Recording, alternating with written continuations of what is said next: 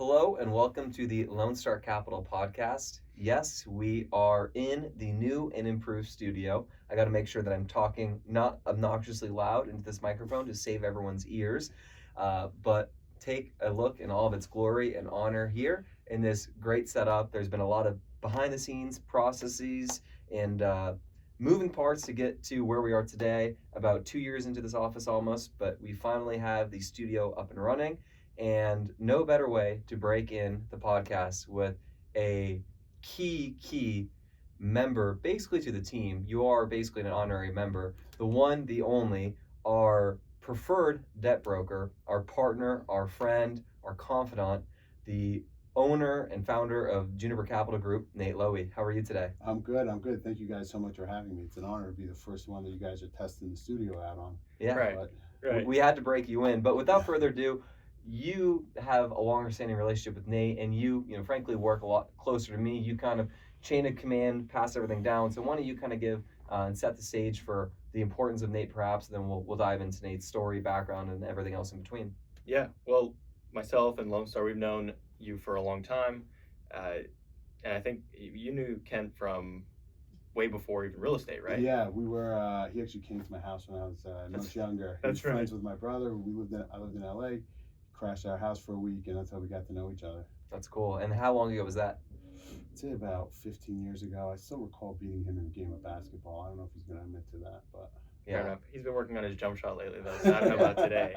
Right. Well, that said, I did notice one thing was the 310 area code. When we've kind of corresponded before, of course, we're obviously here in Manhattan. So what, I guess, prompted the switch from the West Coast to the East Coast? Yeah, I grew up in LA, and I joke that there was only one girl willing to marry me, and it was on the condition I moved to the East Coast. So I moved here, got married, and it's been aside from the winters, it's been great. Living here. The energy, the vibe in New York is really unparalleled, but just kind of been here the last 15, 20 years. It's been great. Yeah, awesome. Well, that said, I guess just maybe provide us a bit of your background. Obviously you said you said you're from LA, kind of life brought you out here from that perspective. But I guess, just take us into maybe why you chose the lending space and the business that you're in, because you're obviously uber successful. You would have probably crushed it in any form of business you elected to go into, but I guess why this space of all, areas to play in? Yeah, so when I started my working career coming out of college, I really wanted to do something that was impactful. Obviously, always knew I wanted to, have that entrepreneurial scale, chase and build something. And then it came down to two things: real estate. As I believe Twain said, invest in real estate. It's the only thing they're not making more of. And really, one of the main things that drives real estate is debt. Interest rates are high, things aren't as great. Interest rates are low. Party. Yeah, so I really wanted to be at the core of real estate, and there was no better way to make that impact than getting involved in the debt side of things. Without a doubt. Well, that kind of lends to the next question, which is, of course, you are a debt broker. So for those who don't know, can you kind of explain the differences between a debt broker and a lender? Because this is something from the residential space and background I didn't really know too much about. And I know some people have their own kind of third-party shops, and Right. some people work for, call it, Rocket Mortgage or whatever. But could you Right. kind of explain the nuances there, please? Yeah, so in the commercial real estate space, obviously leverage is very important. So, if you go to a direct lender, it's really one product they're offering. If you go to a broker, an intermediary like myself, we create a market for you. We have relationships with all the key lenders in the space that you're dealing with. And we not only create a market for you, we also have the right people at the lending source to make sure that you get the best terms possible on the deal, and very important to make sure that you have a seamless execution to closing in a tight timeline, to get you through and actually get your deal done. So it's not just about getting one product, you're essentially getting all the products in the market and making sure that they're closing at a great rate. Yeah. I think there's multiple elements to build on that. You've got access, right? Because like you mentioned, relationships are everything, and especially in the lending world, because a lot of lenders are offering the same thing. So how do you cut through the noise and see who's actually the right person to work with? So you provide that in a big way for us. And then There's the kind of the guidance, the access, then there's the execution side, which you hold our hand and you take a lot of weight off our shoulders, which is an amazing thing when we're running around and trying to handle all the other facets of a transaction. And then finally, and I'd love to hear your thoughts on this as well, is I view it as a little bit of an insurance product, right? Right. You might think, oh, well, I can go direct to the lender. I have a relationship. I've closed with them before, whatever the case may be. But when you know what hits the fan, it's really nice to have an advocate on your side. And I look at that as an insurance policy that pays for itself. Yeah, so it's not just like you said. It's the insurance policy is making sure you're getting the best terms out of a bank, and that's part of creating the market. Telling the lender, hey, if you want the deal, we have a product that you got to compete with. And when people go to one, we find that when people go to one lending source, while the lending source may be doing the best they could or the best they want, but ultimately it's that last slug of deal terms that you need that really make or break a deal. And like you said, the insurance policy is not just to make sure you're getting the best product, but if something does come up during a deal and you need your relationship to move it along or kind of strategize to help get it done, that's a very valuable piece. And on our front, we only deal with lenders that value the relationship over a specific deal. Yes, you gotta skinny up a little bit over here because we got a big relationship that we got to work with. And then in my mind, this is maybe leading to a different topic. As banking has gotten more complicated over the years, with the Dodd-Frank era coming in, technology can't solve that problems. You need a relationship to help sell something now more than ever. Yeah, and that's kind of why we do podcasts like this, because just like you've kind of left the commodity space of being a lender, similarly, we want to leave the commodity space of being a sponsor, where here's just another 15 IRR deal, where you want, us to build, we want to build a relationship with our prospective, investors, our capital allocators, whoever it may be. We want to distinguish ourselves and really take care of people and value the relationship, because this is a people business. And you've really done an incredible job, and we'll kind of dive into where that's really played a key role with our deals, which brings me to the next question: is what makes you a good debt broker and kind of distinguish yourself from the pack? So I call it the triple A's: attention to detail, analytically inclined, and aggressive. When I get a deal in, first thing we do is we comb through it. We spend hours going through the information, really understanding the deal, understanding the business plan for Lone Star and for any other client as well, really understanding what the product is that they want and fits them best. And that really involves also looking at the next step, not just how do we get this one to the finish line quickly, but how do we also position the deal and the client in a way that they could succeed in the future, and we'll probably get into which loan products are best, but certain deals where there's a lot of upside and there's a strong value add, they don't want to be locked into it for 10 years. So yeah, maybe take a little bit of an inferior mortgage going in, but we'll make more money on the back end when we could exit. And then the third part, aggressive. The one thing we pride ourselves on is pushing our lenders to the limits, making sure that their rates are at the bottom, that they're on top of their game, that the process is moving along smoothly. And our job is to make sure that the client ultimately gets the best product out there. And that's why we got to be aggressive on the lending front to make sure that the client gets there. Well, and that's why I say, why you're really a team member of ours, not just, someone who we, make you more of a mercenary for us, but it's a two-way street, is because you have provided so much value, where it's really money-saving endeavors for you to kind of work with us on these deals. Because there's been instances, to my understanding, where there's all these little fine print fees, this, that come up, where, it's either coming out of the deal's pocket, but that's really coming out of the investor's pocket. So to have someone like you to keep every party honest is so crucial. Yeah, and to me, and this is one of the fascinating parts I like of the deal, is that we're willing to roll up our sleeves on any matter that comes up. Insurance, tax reassessments, how utilities are getting billed, and that's why I always say no two deals are the same. And when I get to roll up my sleeves and start studying an insurance market, I find that fascinating. Wind and hail is coming in this market. Well, let's look up the FEMA map. a lot of people didn't even know there's a FEMA map for wind and hail. But I love studying this stuff. I find it fascinating, and I think that's been very profitable to my clients as well. Willing to roll your sleeves up at any time for any issue, just to make sure that everything's best out there. Without a doubt. And I've also noticed too that when we were at NMHC, you're out there advocating for us, really conveying the strength that we have.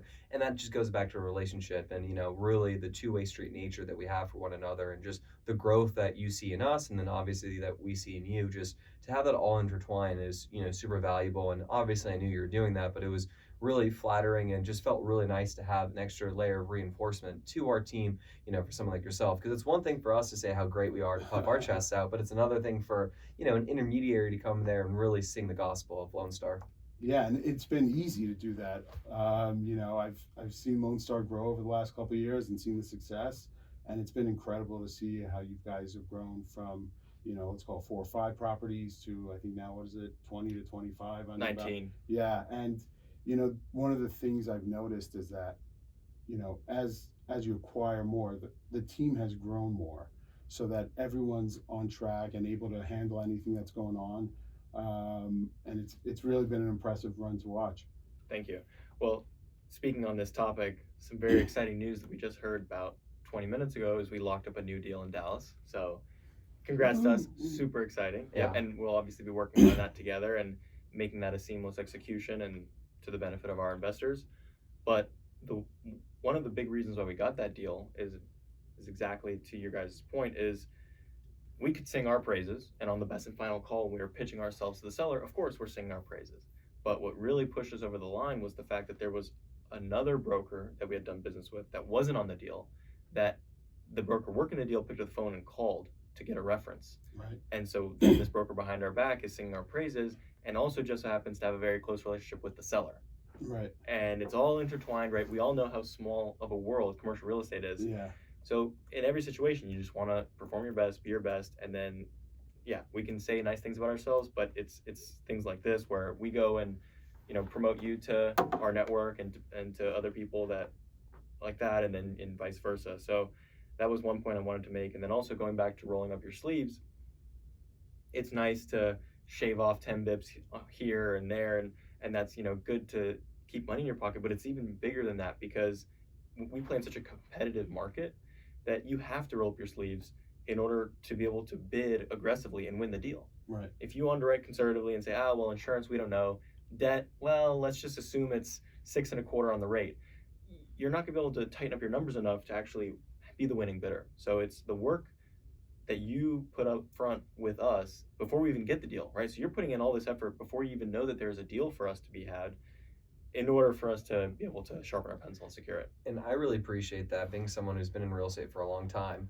knowing the fact that we, obviously at the top level, my role is different now. I get paid, you get paid last now, but I've been in the business too, where I've done a lot of free work for people on the front end, and you do a lot of free work, not necessarily knowing that you're gonna get paid here today or tomorrow immediately, but knowing that the paycheck will come in the future. And that's just the two-way street trust that we have together, which, we're just very, appreciative of that, and knowing that you will go the extra mile for a group like us, and really probably anyone that you work with in service. So, that is our PSA and, sharp endorsement for our friend and boy over here. So, Thank you. And with that said, perfect segue into the next question, which is how do you, as a debt broker, provide a value to a group like us? What are the advantages and differences of your shop, Juniper Capital Group, compared to the typical market options? As Rob mentioned, obviously bidding on deals early and having a preview of what's going to happen, on a deal is very important. But as you guys have grown, your capital needs have changed, right? Like, there are times where on the fly you need to adjust a deal, maybe even switch products on the fly. I don't know if you remember our first deal together. Oh yeah. How long did it take to close? Less than 2 weeks. That was a gun to your head, come hell or high water, and and part of that, the team has been very helpful to me as well, but having the understanding of who Lone Star is, what they do, their strengths, and be able to pitch that to a lender, it's very valuable. I always say, I don't, when I'm going after a client, a potential client, I don't necessarily want the biggest client out there. I want a client that I'm going to be able to do all their business, no matter their deal size. Because to me, once I get to learn a client, then I understand them and I'm invested emotionally with them. You know, I feel like I could go to bat for them more. You know, and pitch a strength. You know, they're doing a deal in this city.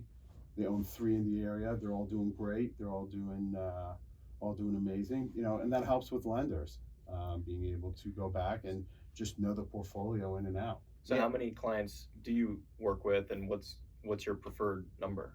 So, you know, we pride ourselves on being boutique. You know, we want to have a good core of clients of 40, 50 clients that we know and we understand very, very well. You know, my goal is not necessarily to be the biggest mortgage firm out there, but my goal is to make sure that every single deal we touch, that they got the proper execution. Yeah, and that goes back to what we say all the time, which is kind of probably why we're in such lockstep with one another. Which we don't want to have the biggest firm, but we are the biggest business. But we want to have the smoothest business, Right. which means, you know, execution on point, delivery on point. Do what we say what we're going to do, and execute, which is just really kind of the Lone Star Capital way, which is, you know, is perfect for our investors. You know, our investors probably don't care. Oh, wow, you know, the only reason to have a big, massive firm is just to tell everyone you've got a big, massive firm. But how does that really help for investor returns? It doesn't. It just makes you Right. sound great. But Right. in all reality, this is for you, for the investor, for the capital raiser to know that they're going to get the attention that they need on the property, and that, you know, nothing's going to slip through the cracks because we're so big.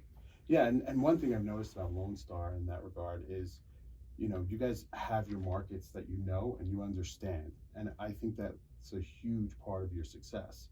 Yeah, you know, learning a market, knowing it, knowing what your expenses are, knowing what your challenges on the deal are going to be, and when you're in a market so often and you own and operate and you self-manage, you know, it really leads to the best execution, not just to get to the finish line, but even 2, 3 years down the road.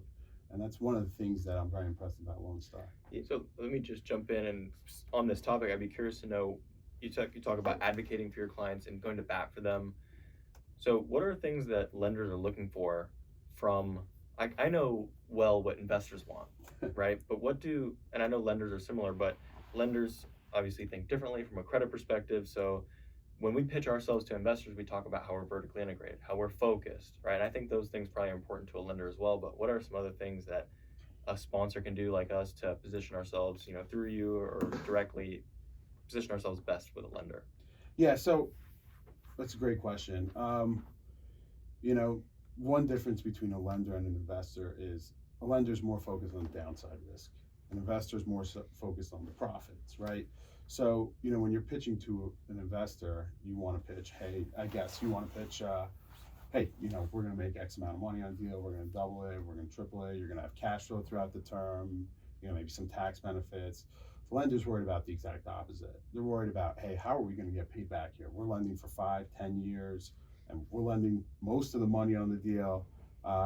You know, tell me about their operations. Tell me how they're going to run the property. Tell me, yeah, upside is good. It's great to hear, but and lenders do want to hear about upside, but for the most part, they're more focused on, you know, defense, not offense. Yeah, because of course a lender's return is pretty fixed. Right. But their downside is immense. Yeah. So as opposed to an investor, maybe you can make 2%, maybe you could lose a little bit of money here and there, Right. but you could also make 30%, whatever, on an IRR. Like our Right. average IRR is pretty great for the deals we've exited. Mhm. But you know, a lender's upside is, you know, a coupon to a certain extent, which is Right. obviously a little bit different. And kind of a question that spurred to me, thinking about talking about what you kind of do is, in the value that you provide to us and vice versa. But have you had any sponsors or groups come to you with kind of a cleanup situation where someone kind of screwed the pooch or just didn't do well, and you had to come in and kind of fix their mess and maybe won their business over, or it was, you know, not a salvageable point? I'd be curious to know if you have any stories there. Yeah, so we've had clients come to us, you know, they were down the road with a certain lender and it wasn't getting done for whatever reason. You know, and we're very good at knowing very quickly, and I think that's one of our successes is knowing going into a deal what the issues are going to be and how we're going to solve them.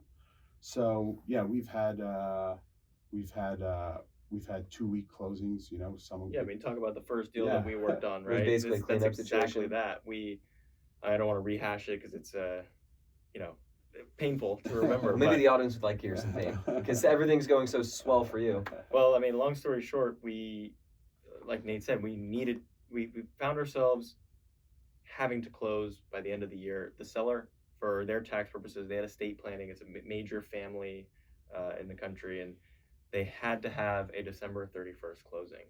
And we were prepared for that, so we thought. Then things got squirrely. It was also a very funky time at the end of 2021 where the bridge lending world was just jammed, totally jammed.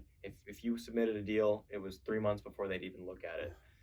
So we're in a really bad spot, and you don't always need to close a deal in 2 weeks, but when you need to close a deal in 2 Right. weeks, you got to get it done. And the thing is, at that point, you're not necessarily, you want obviously good pricing, but you just need certainty more than Right. anything. And that's why I know you prioritize certainty a lot. You're very risk averse, and you don't want to work with a new lender necessarily if you don't have to. But in this case, right, you knew exactly what to do. You had the relationship that knew how to close in less than 2 weeks, and that was a cleanup, and we got it done.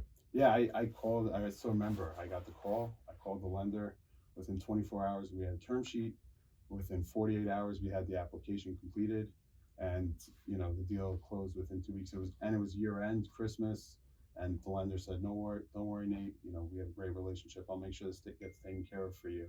It sounds like a Christmas and Hanukkah miracle all at once here to end the year, which is great. So I guess what did you do other than basically threaten them to blow out their kneecaps with a sledgehammer? Like, how did you basically navigate that when other people couldn't? Because that's the value obviously provide, but Yeah. is that just due to kind of your umbrella as doing so many deals where you stepping in here shows kind of strength and conveying confidence with a group like us, where kind of us when we're more of emerging, kind of tethering to you, kind of showed our strength, would you say, or kind of walk us through that? Yeah, so no question about it. Lone Star's business plan was a great asset. There was a solid business plan there. But one thing I pride myself on, and when I work with my lenders, I always tell them I work with my friends. I don't work with my enemies. If I call you and I tell you I need something, I need you to be there. I don't need you to yell at me. I don't need you to push back on me. If I'm calling and I'm telling you that I need it, there's a reason why. I'm not going to get you out of bed in the middle of the night unless I really need you. But when I do get you out of bed in the middle of the night, you got to pick up. So, saving your bullets, knowing what's important. I think someone else once said there's a difference between being aggressive and pushy or dumb.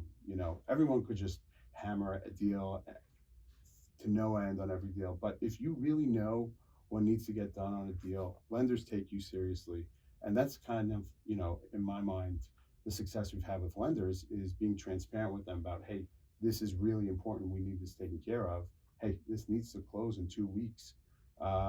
Lenders take you seriously. And that's why I think that was the success story there. And it kind of sounds like one of those things where it's the idea of, I'm not going to ask you to do anything that I wouldn't do myself kind of Right. mentality, where I'm not going to do anything where it doesn't make sense, where all party isn't benefiting here, right? So Right. that's a really, really cool amenity that you provide. And do you kind of think that maybe sometimes, due to the commodity space that lending is, that if you're just working with a lender, not a debt broker, they're kind of going to treat you like a slappy and kind of big league you to a certain extent, especially when we're smaller like that. Like, here's this little fish, like, Yeah. whatever. Look, they don't really have a track record. Right. They're not that robust yet. Do you think there's a lot of that going on in the business if people just don't take you seriously? Because the barrier of entry to get in this business is not easy, Right. and getting going is seemingly impossible. Just to crack through, you need a couple miracles and some tailwinds. Yeah, so in my mind, I pitch the fact that yes, we're boutique, but we do enough business that we have muscle behind us. That we do enough volume, but at the same point, we want to be able to focus on every deal and make sure it gets the proper attention it needs.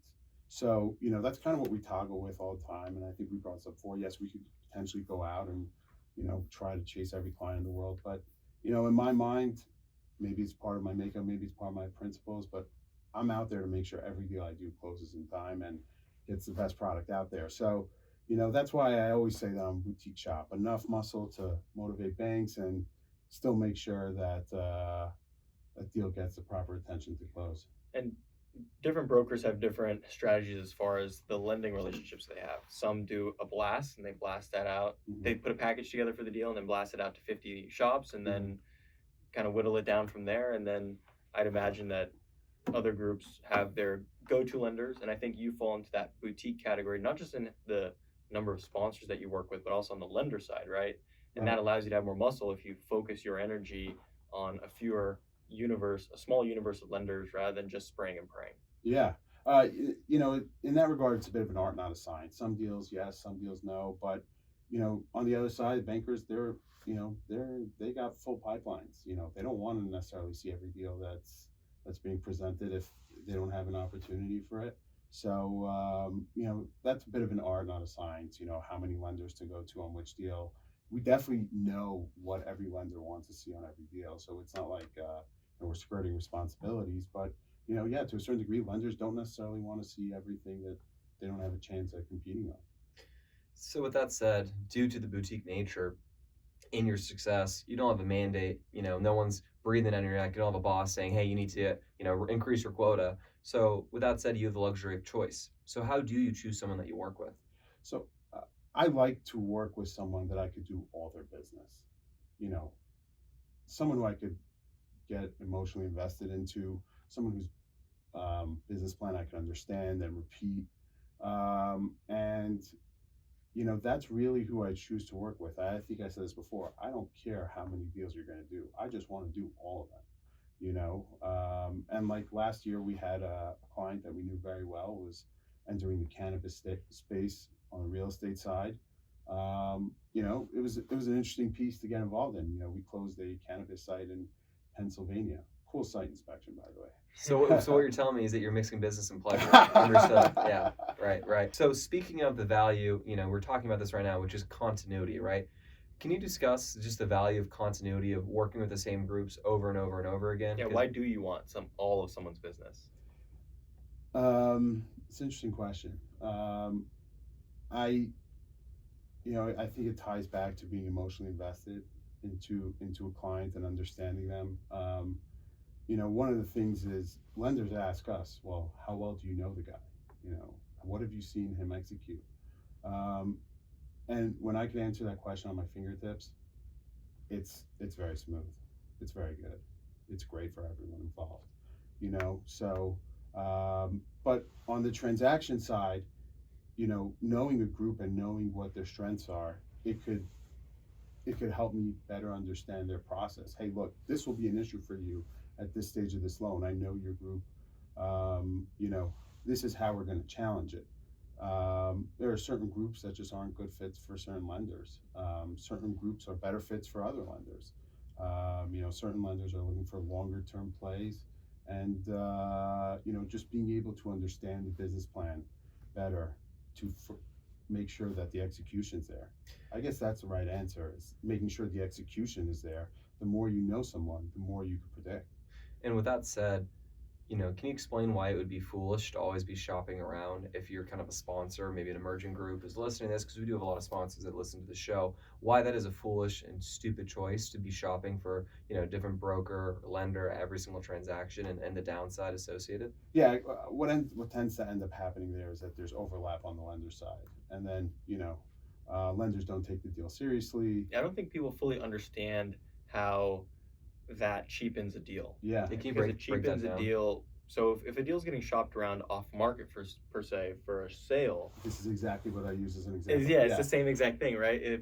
If someone's getting a deal pitched to them, oh, we want to buy this deal, oh, it's coming from multiple sources, it cheapens it, it delegitimizes it. How are you going to spend time, resources, and money into diligence if you don't know what the outcome's going to be? So it's very similar, like in the lending environment. If a lender sees the same deal from two separate sources, what are we doing here? Is there control? Is there... Well, it's probably not off market then too, really, or too off market, or not really a buyer choice. But on the lending side, right? If you're a sponsor shopping your own debt and then also talking to a debt broker and the broker sending it somewhere, or you're talking to two brokers and you're trying to pit them against each other, it's the same thing, right? Lender A is going to receive the deal from two different brokers or direct, and I think it's an interesting world. Yeah. Because when starting the business, I was very anti-broker because I felt removed from the process. I felt like it was adding cost to the deal, and I just wanted to be more hands-on. But over time, I've learned my lesson the hard way, and I wish I could sit here and say, oh, we're plenty smart and capable of just doing everything ourselves. But the reality is, sometimes you got to leave it up to the specialists, and that's exactly, thankfully, where we've ended up. Yeah, I appreciate that, but it's, one of, you talk about being removed from the process. I think a key role I provide is, like I said, letting people know what the issues will be. And when you know what the issues will be, you could solve them. If you don't know what the issues are, if you're shooting in the dark, you're working with, as we said, a new lender, we could have the greatest deal in the world, but we won't find out till 3 weeks in that there's something they don't like. So, for us, transparency is something that we pride ourselves on. Hey, these are going to be the issues, and we'll communicate that to you. So instead of you trying to troubleshoot that yourself, go out, focus on other deals, focus on asset management. We'll take care of it, and when something comes up, we'll present it to you, and we'll present to you with a solution, a couple options, what works best for you. It's the perfect medium for you guys to be hands-on, but still focus your efforts where you're best. Yeah, and I really like that thought because we run a very lean shop. There's, 8, 9 of us on the corporate team, right? So it's very lean. And for us to be kind of chasing it around, for you to be doing that is really not leveraging the resources correctly. Your time should be better spent, making higher level decisions and deferring these choices to someone like this, which kind of makes me think, to the life cycle part, if you're a sponsor, looking around, you kind of got to take what you get to start. But at what point does it make sense for a group that's emerging to kind of call someone like you to kind of incorporate them to their business plan and modeling? And when would you want someone to kind of reach out to you to kind of court you to get your business indefinitely? Yeah, so look, we're happy to take call at any time that may need. We're happy to provide advice. Yeah, you don't bat an eye when it's a small loan amount. No, it's like I said, like I just want all of it. I don't care what the deal size is, but it's we've helped guide people from their first deal, to their 100th. Probably makes most sense when you have some sort of meeting of the mind on a purchase price. I like to ideally when unless there's some complications on the deal or something that needs structure, take a quick look at it when you kind of have a price. Start marketing it when you've executed an LOI. This way, when you have a contract that you got to get rolling on, you have a term sheet in your hand and you're ready to go. So there's no time lost. So I'm curious, there's a little bit of a chicken or the egg Right. situation here, right? Because I'm the buyer and I want to put this deal under LOI. Right. But how do I sharpen up my pencil on the Right. debt side to actually put an offer forward to get the LOI? Right. And then going to the lender says, well, show it to me once you have it under LOI, right? So how do you be helpful in this situation? Because, I mean, we know that you have been extremely helpful Right. in that pre-LOI stage, but how do you provide insight even though that you're not necessarily exercising the lenders on the back end? Yeah, so it's important to know the markets. We're pretty accurate as to where a deal's going to end up from where it starts. So yeah, once you guys, even if you're before LOI, that's where you're banking on my market knowledge to know where the deal's going to shake out. And I think we provide feedback. Hey, look, this is where I think it's going to come in. Here are a couple things we still need to firm up. And it's an art also, not bogging down with all the questions, things you need to tighten up before you sign an LOI.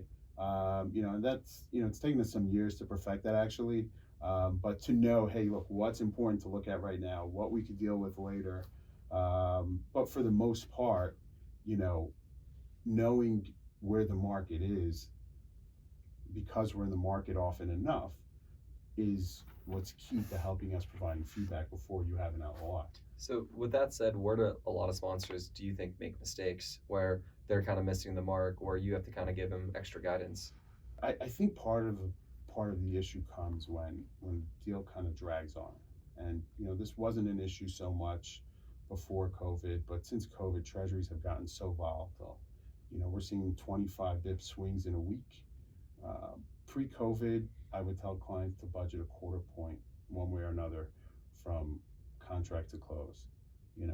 We've had times in the last 12 to 18 months, it's been 60 bips one way or another, Yeah, 101 Ross, or 1001 Ross. Painful. Yeah. Painful. So I think, but we've adapted to that. As soon as you're good with your diligence on the purchase side, As soon as the lender is, you know, we waste no time to locking. That's something that we've. So can you walk us through how you and a sponsor can work together to rate lock, to do an early rate lock as quickly as possible, and also, and that's on a fixed rate execution, right? And different lenders have a different early rate lock program. Right. So can you walk through perhaps a couple different programs and ways to get to an early rate lock? Yeah, so the big one is with agency. You know, they generally don't lock a deal at term sheet.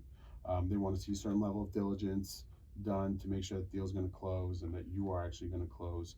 You know, they get very upset if you break a rate lock. So, you know, rushing out, making sure the third parties are engaged right away, making sure legal has taken care of what they wanted to on the deal, making sure that we've gotten what we need on the, let's call it the core diligence of the property, and make sure that once we rate lock, we can get to closing. You know, that's kind of the biggest rate lock, if you will, debate. But you know, there are certain banks out there that provide the fixed rate at term sheet. You know, an application, when you signed it up, you're ready to go. So that takes some of the risk off. But going back to your previous point, you know, the troubles have been when, you know, deals kind of drag, or you know, takes a while to execute the contract, and rates have changed in the interim. You know, that's kind of been the biggest problem for people. I feel like. And to your point there, it's really tough on our end because it's a moving goalpost, and these are not, you know, slow or, you know, overnight transactions. These are deals we may lock up, you know, well in advance, 2-3 months, sometimes even 4 months prior to close of escrow.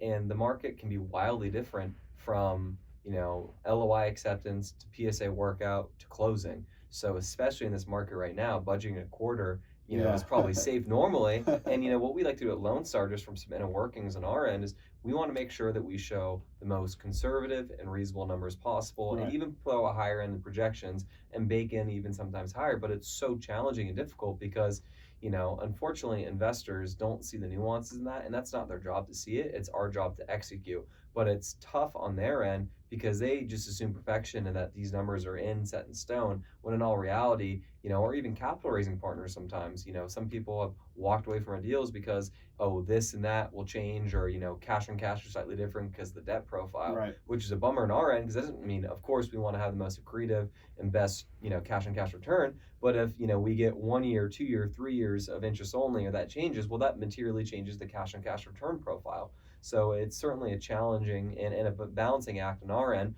And then similarly, if we want to come in high on our projections to kind of bake in, you know, an under promise over deliver scenario, well, that might, you know, detract them from investing in our group, which is fine. We're generally trying to kind of put those people away from our offerings. We want to have, you know, investors that value the relationship and know that we're going to exceed expectations, but it's still a moving goalpost, unfortunately, through that process. Yeah, and that's part of knowing the client, having the relationship, being a boutique shop, in that the second a contract or an LOI is signed, you know, that is the first thing we are focused on. Being in position to lock as soon as the borrower is ready. Borrower could decide if he wants to play the interest rate game. Personally, don't recommend it on a purchase, but you know, that is my job. I wake up in the morning, I'm like, all right, deals that are ready to go, when will they be ready to lock? And let's shave as much time off of that as we can. Without a doubt, yeah. So what is today, do you think, the most accretive and beneficial debt structure? And we're going to get into the debate of a century, arguably, coming up following that, which will be floating versus fixed. But what do you think right now makes the most sense? Is it a synthetic floater? Is it, you know, a 5-year, 7-year, you know, treasury term? What do you think, or fixed rate term? What do you think is best? I think it's important to start backwards and look at the business plan on a deal before you make that decision. In a vacuum, you know, conventional wisdom says rates will be cheaper sometime in the future. So either a shorter term fixed agency or some sort of synthetic bridge.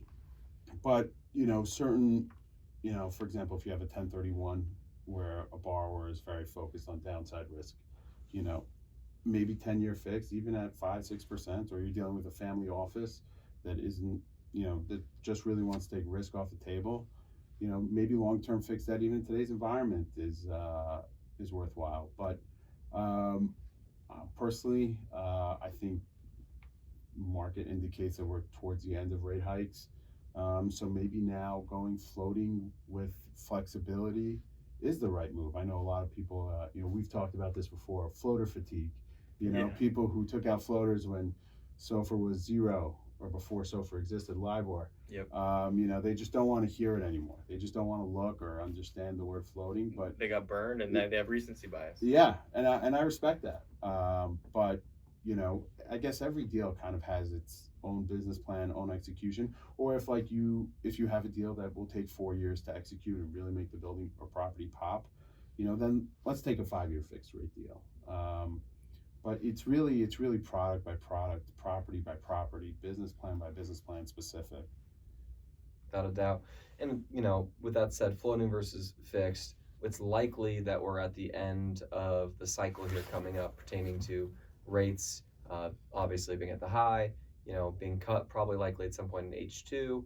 They're saying maybe 3 times, which a rate cut is 25 basis points. So 75 basis point is theoretically the minimum, but they're also saying the rates won't increase as high as they did before. So really, who knows if they're telling the truth or not, quite frankly. I don't think they know if they're telling the truth. Yeah. Or maybe not the truth, but maybe they believe it, but who knows if it's actually going to go there. So that's why on our end, personally, we just want to have a smooth business. We want to make sure that we are taking risk off the table, and it really helps us to project our cash flow, knowing that it's fixed rate debt through that hold period, and that is a valuable thing. We obviously need to be, what a high interest yield account would be for us to be competitive to other investment opportunities, and we like the fact that some people invest with us for their retirement income and know that, hey, this is a monthly fixed dividend that they get, which is really beneficial for their life, of course. Yeah. So I have a client who's highly educated, and when I bring up this conversation with him, he says, look, I'm not in the finance game. I'm in the real estate game. So I don't want to take any interest rate risk. It could go up, it could go down. I don't know. That's not my job. My investors aren't coming to me to bet on finance. They're coming to me to improve real estate and give them solid returns. So, that's a big vote for just taking fixed debt and betting on your own operations. Right. And with that said, I did have a thought here, which is, well, let me jump in and say, what's this whole thing about synthetic bridge? Yeah. Am I crazy for being against it and thinking it's just very aggressive to buy a deep in the money cap and synthetically get to a 6% bridge loan, but really that bridge loan's costing you 9%? So it's an interesting question, and I think it ties back to the property. One of the question is also, I think that's important, synthetic bridge, to make sure you're not over leveraging. I think part of the problem certain people ran into is they took bridge because it was a higher LTV, and didn't really focus on the exit strategy. And we spoke about thinking the next step ahead. So in my mind, taking if I think this property will really benefit from a sharp reduction of interest rates, and there's room to go on it, meat on the bones. No, I don't think you're crazy for wanting to buy a rate cap in the money and have the flexibility on the back end. No. And don't forget also, the way these rate caps work, they're a financial instrument. If you want to refinance in a year from now, there's still value left on it, right? We've had some deals where we made a ton of money on the rate caps. So, obviously if rates come down, they're not worth as much, but it's not, in a vacuum. If I was buying my own personal deal, that's what I would do. I think it does make sense to buy a deep in the money cap today because, like you said, as rates come down, the value of the cap erodes. Right. And that's just simple math. If you buy a cap that protects you for SOFR above 2 and SOFR is 5, you're making a ton of money on that cap, so that cap's valuable. But then if SOFR comes down to 3, less valuable. Right. So I think it makes sense because consensus is that rates will come down. So it does make sense to buy a deep in the money cap because you're paying more value of the cap as basically prepaid interest than volatility, risk, and hedging costs. Right. So it protects you, if you will, against rates coming down. Your cap is still valuable. Yeah, and the beauty with this synthetic bridge is you have flexibility. So like we were saying, if there's room to go on the deal, you know, being in a 10-year yield maintenance loan, it's not beneficial to the property or the investment. So speaking of investments, something that's been really hot this year and probably might continue for the next 2 years if someone locked in, 7, 10 year long-term deals with, fixed rate financing is loan assumptions. Yeah. So I'm curious to know how someone like us would bring an opportunity like that for you just to kind of review it. And I'd be curious to know both your thoughts on loan assumptions right now because it's been, kind of a hot button word, but no one wants to buy, yesterday's price with yesterday's debt if you get a bad basis on it, right? So I'd be curious to know how you both, holistically view the subject. So it's funny. I spoke to a lender about it about a year ago. Loan assumption in terms of a broker adding value, the difficult part with the loan assumption, yes, the terms are already there, but you have to conform to laws or loan agreements that were put in place when the loan closed. And how do we tailor that to you? Different org charts, different TICs, different insurance requirements. To a certain degree, loan assumptions could be more difficult than new debt. That's in terms of adding value on the assumption. But yeah, no, they're definitely very beneficial. I think where people need to be careful in my mind on loan assumptions is that, yeah, it's great that you have 2%, but like you guys talk about an exit strategy, So the way I put it is similar to, a New York City tax abatement. They take value the property without the taxes, and then take the cash flow that you would save from the taxes and put some sort of present value on that. So yeah, would I necessarily pay more for a loan assumption today than a free market deal? Yeah, but I just also want to make sure we're not overpaying just because it's a loan assumption. Yeah, that's the scary part is Right. just overpaying and look how good my cash flow is. But then your exit's not there because you're gonna have to, at some point when that attractive loan matures, you're gonna have to face reality, whatever that reality might Right. be, right? So you're effectively, the way that we're looking at loan assumptions is you're playing more of a buy-sell game, and Right. you're banking on a better future to really make the numbers work. Right. Yeah, and might sound like a silly question, but I kind of have this answer, and you may laugh at this, but I don't want rates to get cut anytime soon because I want there to be more stress for us to take advantage of opportunities. But on your end, and this might sound silly because you're in the debt business, but do you want rates to get cut? Like, what's your stance on that? Because you've got repeat clients where, left, right, up, down, you're still going to get the business. Yeah, so fortunately, we don't have a lot of clients that are exposed to much floating debt. Yeah, everyone's got one or two in their portfolio. But, I'm weird about this. Like, yeah, for my business, it'd probably be better if they cut rates. But, you look back at the 70s when stagflation hit because they cut rates at the wrong time. And then the measures they had to take were 10 times worse. So, in my mind, I kind of toggle between, is it really the right short-term move versus the long-term move of, yeah, no question about it. My life would be easier the next year or two if they did cut rates. But, as I always pride myself on, thinking next step ahead. What about 3 years from now? What happens if inflation really hasn't subsided? So, I don't know. I'm kind of torn on that topic. I'm curious what your thoughts are. Well, yeah, my thought on the matter is, listen, we're going to be fine because we don't have, overexposure to that profile, right? Naturally, it would be nice to have that be cut, maybe ever so slightly for market confidence, but, just I feel like on a higher level, excluding my personal selfish interests, it sucks seeing your dollar devalue all the time. And with everything going on now with inflation, go to the grocery store, go anywhere, spend money. I'm sorry, the inflation reporting is objectively wrong. I don't know what the antiquated methods that they're using probably need to be recalibrated, but it's just wildly inaccurate. Yeah, I agree.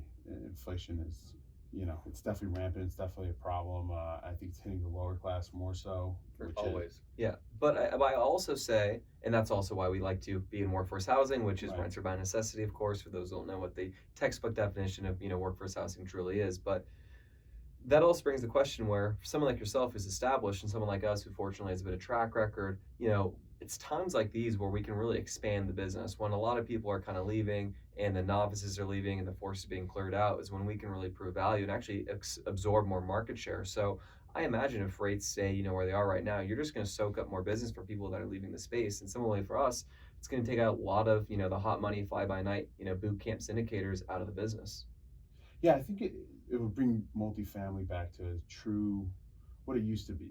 It's not a quick money game, multifamily, right? You build a portfolio, you work it, and in 5-10 years things are better, 2% growth a year.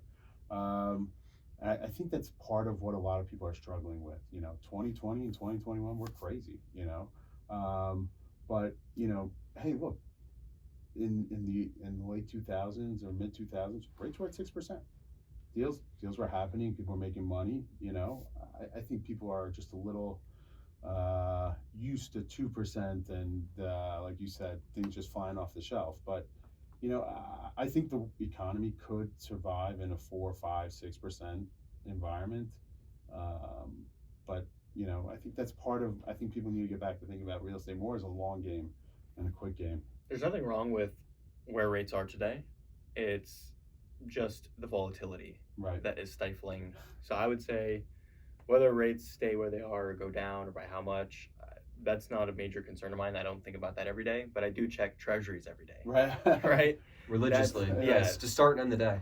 That is the big one. And yeah, we can absolutely transact in an environment where rates are 6.5 and we can get deals done and the market will adjust to that. But buyers and sellers are just pushed further away from each other when the rates are, like you said, can move 25 bips in a week or even in a day. Yeah, so I like going back to the assumption question. That is an advantage to an assumption. There's no guessing where my rate will be by the time it's ready to lock. And people are looking for that now. It's, again, we like the deal. We don't want to have a debt problem later in the game. We'll pay for an assumption a little more. Yeah, and just, buyer beware on the assumption if there's only, a year or 2 years left or 3 years, whatever is allowed. And I guess, correct me if I'm wrong, what would make sense there. But, you don't want that loan assumption to really more like a bridge loan as opposed to, I'm taking out this debt, right? Yeah, that's true. But on the other hand, that can be a really fun, interesting business plan where the deal was previously stabilized and financed with agency debt. Then it's gotten into some trouble and now it's, let's say, 80% occupied. And you can actually take over a transitional type deal, but not have to finance with bridge. So it's really cool if you can find those deals where it maybe has only 3 years left of term, 4 years left, and you can do a turnaround play and not have to take the bridge loan risk. Yeah, no, that's definitely a dream scenario. We've been close. Well, with that said, actually, so are there some deals that in the multifamily space are too difficult to get done due to maybe occupancy issues perhaps, or just the profile? That's a great question. The major challenges that are happening right now in the lending environment, for the most part, are in the office space. If you think about in Manhattan, supposedly there's 90 million square feet of vacancy. People have gone to work remote. The product is, pretty close to, I wouldn't say obsolete, but it's not needed as much as it used to be. So, and, if we're looking back, part of the bank failures of the last year or two have been, not necessarily the banks did anything wrong, but they had exposure to office buildings that just became worth nothing after COVID. The beauty about multifamily is that the fundamentals are still there. We still have a housing shortage in this country. People are renting for longer than they used to. They're taking longer to buy houses, and especially with home values going up over the last couple of years, the more they need to save up for a down payment, the harder it is. So the fundamentals for multifamily are there, and even distressed multifamily deals. The deals themselves aren't necessarily distressed. It's more so the financing that was taken in place that's the issue. So the one beautiful part about multifamily is there's a ton of capital out there for the right deal. There's no shortage of liquidity. Where there are deals that are completely vacant and call it rougher areas that are getting financing, that are getting done. If you flip over to other asset classes that aren't doing as well, lenders are just shying away from it. They don't want to touch it. So there's a lot of liquidity in multifamily on the debt side and on the equity side, and that's keeping the market moving, and it's keeping prices. you know, people were waiting, like in 2020, we were waiting for that crash to happen, right? And the crash never happened. No. There's too much money ready to rock, and the mini crash did happen. It was right before our eyes, but the crash wasn't in prices, it was in rates. Right. Rates dropped, cap rates didn't go dropping directly in lockstep, so it created this moment in time where you could lock in incredible cap rate to interest rate spreads. Same thing is happening right now, and honestly, I think we're past the bottom for the higher quality multi deals. The lower quality stuff, there's still more reckoning to happen with trouble management, occupancy, foreclosures, all this stuff to work through the lower quality assets. But for the nice deals, there's already a bidding frenzy a little bit, more than just a few months ago. And that's driven by the demand for the asset class. Like you said, everyone knows the fundamentals are good, and people on the debt and equity side have been burned by office, they've been burned by hotels, they've been burned by retail, and so they want multi, they want industrial, and that's just made it even hotter.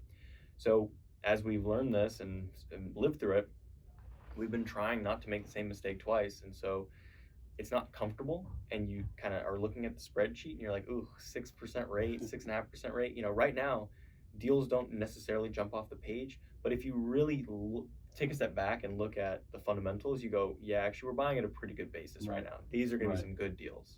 Right. Yeah, no, like, yeah, and to your point, you know, if someone's a real seller in today's environment, you know, they understand what, you know, the market's not what it was 2-3 years ago. You know, I'd love to buy off that. You know, prices are definitely lower than they were 2-3 years ago.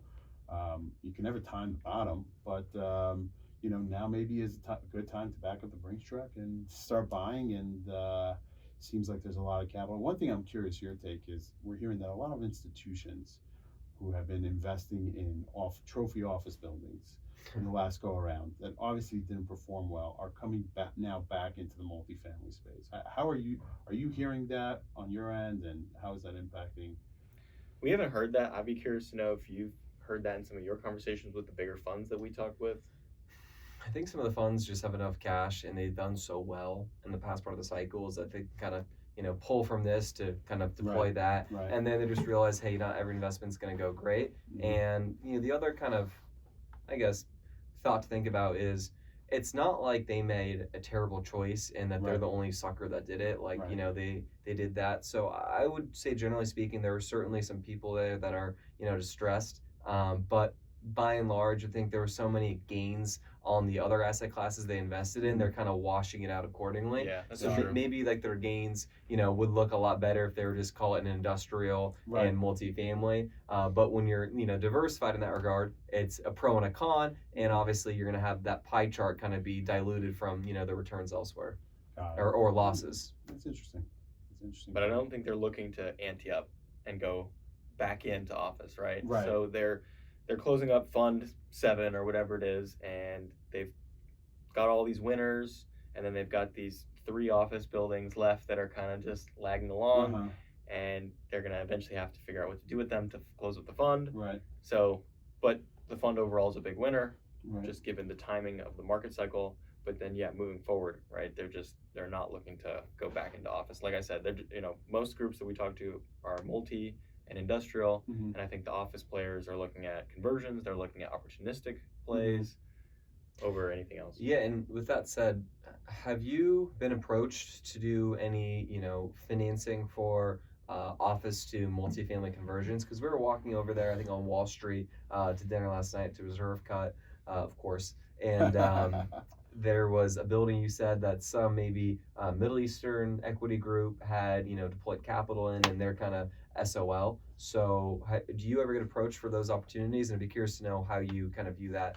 Yeah, so you really got to know what you're doing in that space. To simply say you're going to take an office building and convert it to multi, well, the floor plates don't exactly work out, right? And you got to redo the plumbing, right? A typical office floor has 1 or 2 bathrooms. Well, if you're going to convert it to 10 apartments, you need another 15 or 20 bathrooms. And then the elevator space doesn't always configure to it. And to a certain degree, hey, these buildings were built as office in this location for a reason. So In Manhattan, it's not as pronounced because it seems like people don't mind living as long as they're in Manhattan. But in the rest of the country, I think it's a little more challenging. I'm curious to see what happens to a lot of this office space. But for guys who have a good plan and really understand how to convert office to multi, yes, there's a ton of liquidity out there for that. So I will say this, coming from a residential background, where when I go into units, all of ours, I really look at it, how does a tenant live here? How does a renter live in there? Mhm. I think it is patently moronic for someone to go in there to think that makes sense. Because let's just say, for instance, we're in the World Trade Center. Beautiful. This place is class A, maybe Right. the nicest building you could be in, right? But we're inside our studio room right now. Precisely, we're in a studio. There's no windows, okay? It doesn't make sense. Like, it does not set up accordingly. There's one group that's been crushing it in downtown Manhattan. I forget their name, but they actually took a building not too far from here, and they just drilled or whatever they did, but they just excavated a massive hole right in the middle of the building. So you've got this office building like this, right? A square, and then they just cut it into a donut. So that way all the interior of the building now has windows, sunlight. Yeah. Interesting. Pretty crazy. Yeah, I mean that is logical, but still, relatively speaking, I think it is patently moronic. Well, you have to get in at a low enough basis to afford the cost of drilling out a donut and but adding The the opportunity cost of capital elsewhere, to me, doesn't make sense. Like, you're accruing so much risk for like a kind of relatively low upside. Well, forget about the construction risk, but let's go back to the numbers, like you said, right? These office spaces were leased at $50 a foot with much lower loss factors, for hallways and stuff like that. Multifamily is at renting out at $40 a foot. Plus, you have a much bigger loss factor. You can't lease as many square feet, and it's going to cost you $20 a foot to get there. So someone's got to take some pain on the other side for you to even have that opportunity, assuming you're sophisticated enough to get it done. You have to get it for cheap, and you have to and you perhaps want to be get a tax rewarded. exemption. Yeah, and a tax exemption, and you want to get rewarded for your hard work. Well, also, just as an investor, think about your capital. Your opportunity cost on your capital. You are literally having to thread the needle with zero issues for it to make sense, coupled with the fact that everywhere in the country right now is experiencing supply. So you're going to bring on this new supply in this market where it's not rendered correctly. Like, tenants aren't stupid. They're going to walk in and say, well, this doesn't make sense. Like, this is not logically sound. Where are your amenities? Right. What's going on here? It's very competitive right now. So I just think it sounds really cool until you actually realize that people need to live at that. And it sounds like a nice concept and all, but it doesn't make sense. Right. There's my conversion rant. And that also makes me think about, the question is, do you only do multifamily or do you do every asset class? Yeah, so we do all major food groups. Okay. Give cannabis a shout out before, industrial, office. There are office deals getting done in today's environment. Suburban office, where people, Class A office is getting financed right now. There's flight to quality on the office side. Industrial, we've done hospitality in the past. But a large chunk has definitely been, it's been the hottest product out there to buy the last 4 or 5 years has been multifamily, no question about it. Yeah, well, it goes back to the question, and this is why we like it from our thesis statement, is luxury or necessity? You need to live somewhere. You don't necessarily need to go in office. Of course, we are here. But it's funny, I was at iGlobal, the conference, and it was one of the executives, high-level people at Brookfield, and he said, he was like, raise your hands if you go in 3 times a week, 4 times a week, work remote, this, that. He's like, okay, great. Well, we obviously have a bunch of, office, exposure. They're doing okay. Some deals are not doing well. Some deals are doing well. But he's like, what we do here is everyone 5 times a week at Brookfield. And by the way, everyone does wear a suit. No more tie anymore. So he's like, sorry for the people that are in the tie business. But that was kind of a funny little caveat. Yeah. Nice. Cool. Well, Nate, you've been such a great guest. Is there any final thoughts or PSAs to the people that are listening to the show that they need to hear? Any messaging that you'd like to convey to the listeners? First off, I want to thank you guys for hosting me and letting me represent you. It's truly been an honor all these years, and look forward to growing the past. You can reach out to us on our website, junipercapitalgrp.com. Any financing needs, questions, answers, ideas, we'd love to hear from anyone out there. Absolutely. Well, we will link that to the show notes. Thank you so much for being a friend, a partner, an advisor, a confidant, and everything in between. For those listening to the show, appreciate you listening. We will see you next week. But thank you so much for listening.